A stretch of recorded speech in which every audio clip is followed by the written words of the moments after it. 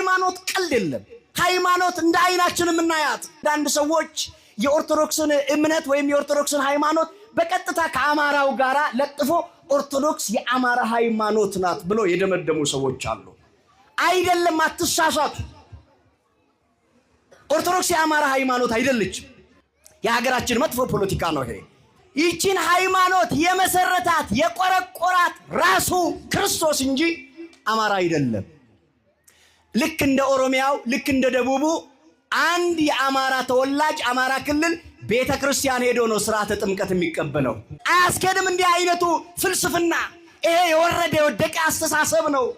እኛ ስንጠመቅ በአብ በወልድ በመንፈስ ቅዱስ በአንድ አምላክ አይተባችንን አንበጥስም በማለት ክርስትናዬን ትቼ ክርስቶስን ትቼ አልሄድም በማለት ኦርቶዶክሲን አመንታ አማራ ሚት መቃባ ኢልማ አፉረ ቁልቁሉ ዋቀ ቶክቸ ጀነቱ ጩበምነ መሌ አማራ ተውዳፍ ዮኪ ጉራጌ ተውዳፍ ዮኪን ሞ ኦሮሙማ ኬኛ ገዲሱዳፍ ጀነሚቴን ጩበም ሁበዳ ኬሰቱ ደርገጎን ረኪነ ጉዳኖፍ ኬሳ ቀብ አስት ተጃጅላ መነ ዋቀዮት አስትን ፋርፈት ጋበሲ ባቴሞ መጋለጌ አችሙን ጅጅረምቴ ለመብራታት hintaw amantiin kan samiirraat siyaasni kan biyya lafaat siyaasni lubbuu keen fayyisho boleessa ko warri siyaasa gaggeessan danuun isaanii biyyootti gadi deebi'aniiru dhiisanii deemaniiru.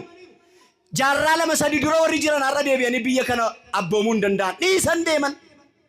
Ammaa naafatii situ jira keessattuu bara kana keessatti hubadhaa dargaggoonni obboloonni koo hin dogoggoriinaa addunyaa wajjin hin raafamiinaa. Barachuu jechuun mormi kan namaa kenname asis garagalanii ilaaluuf malee kallattiidhaan deemuuf yoo ta'e immoo gaariinuu gaadha. Gaariin akka inni duubaa fuulduratti hin jenne ija isaa fuuldura akkas godhuuf mi jira biyya kana.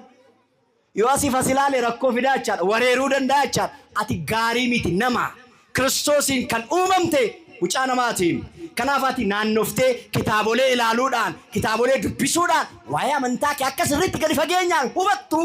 Macaafni qulqulluusiif barraa'ee obboleessa koo bulettii koo.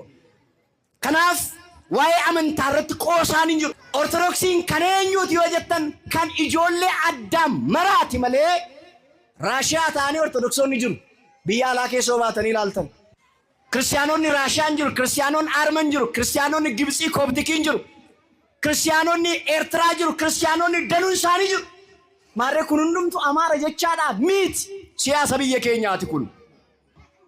Namoonni biyya keenyaa tokko miidiyaa irra ba'anii ortodoksii jechuun gaafa qeesiin ortodoksii tokko iddoo biraadhaa dhufee bishaan qonyee tokko fuudhee isa Oromoo irratti facaasee yeruma sana maqaasaa eenyummaasaa Oromummaa irraatii gara Amaaraatti jijjiiraa jedhan.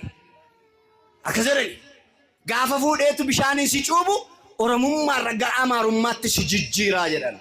Sirri miti kun, soba kun. Inni Amaaraa'oo meenattima inni Amaara immoo dhaqee cuubamoo inni soon cuubama inni immoo eessaa gara eessaatti jijjiirama re attima hin deemsisu.